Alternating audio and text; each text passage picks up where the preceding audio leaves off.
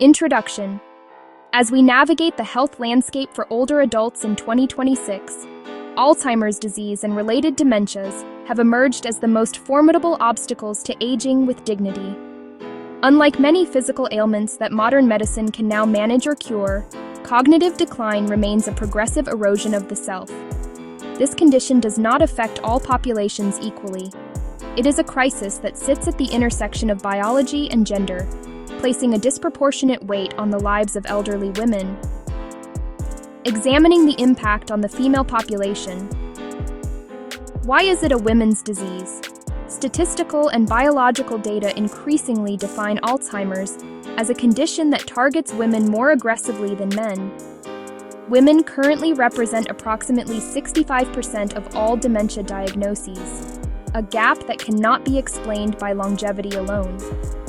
Hormonal protection and loss. Estrogen acts as a critical fuel for brain metabolism. The significant drop in this hormone during the postmenopausal years can leave the brain's neural pathways more vulnerable to the buildup of toxic proteins. Genetic interactions. Research into the ApoE text. Epsilon 4 allele suggests that the female body responds differently to this genetic risk factor, often accelerating the onset of symptoms compared to male counterparts. The caregiving burden. The social structure often places women in the role of the primary caregiver. This creates a cycle where women are both the most likely to suffer from the disease and the most likely to provide the exhausting, unpaid labor required to manage it for others. 2. Why is it the most difficult? Alzheimer's is widely considered the most taxing diagnosis for a family to receive because it attacks the mind before it attacks the body. The erosion of identity. While heart disease affects how a person moves, dementia affects who a person is. The loss of a lifetime of memories creates a unique emotional trauma for both the patient and their loved ones. Financial and temporal demands. Because dementia can span decades, the cost of specialized memory care is staggering, requiring 24-hour supervision that exceeds the medical needs of most other chronic illnesses. Loss of personal agency. For many elderly women, the transition from being an independent matriarch to needing assistance with basic functions is a profound loss of autonomy. 3. Identifying the change. Alzheimer's versus normal aging.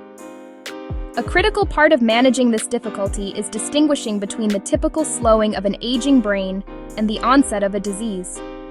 Feature. Normal age-related memory. Lost Alzheimer's disease. Symptoms daily. Life forgetting an appointment, but remembering it later. Forgetting recently learned info that disrupts daily life. Problem solving. Making a mistake when balancing a checkbook. Inability to follow a plan or work with numbers.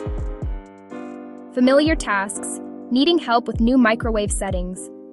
Difficulty driving to a familiar grocery store. Time and place, forgetting what day it is, then realizing it later.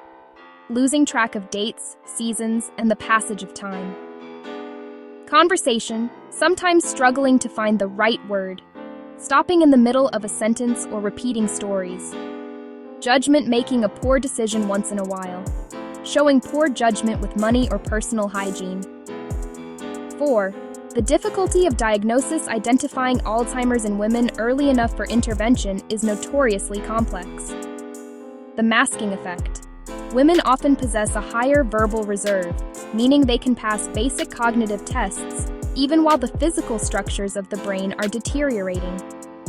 Symptom confusion. Early warning signs like anxiety or brain fog are frequently dismissed as lingering menopausal symptoms or typical aging, delaying a formal diagnosis.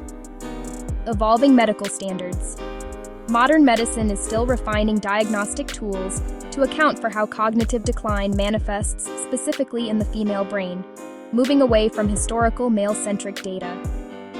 Conclusion. Alzheimer's disease represents more than just a medical diagnosis. For the modern elderly woman, it is a significant threat to her health span and legacy. With no definitive cure currently available, the emphasis in 2026 has shifted toward aggressive prevention, focusing on cardiovascular health, cognitive engagement, and metabolic stability early in life. Acknowledging the gender-specific nature of this disease is essential for developing the targeted therapies and support systems necessary to protect the future of aging women.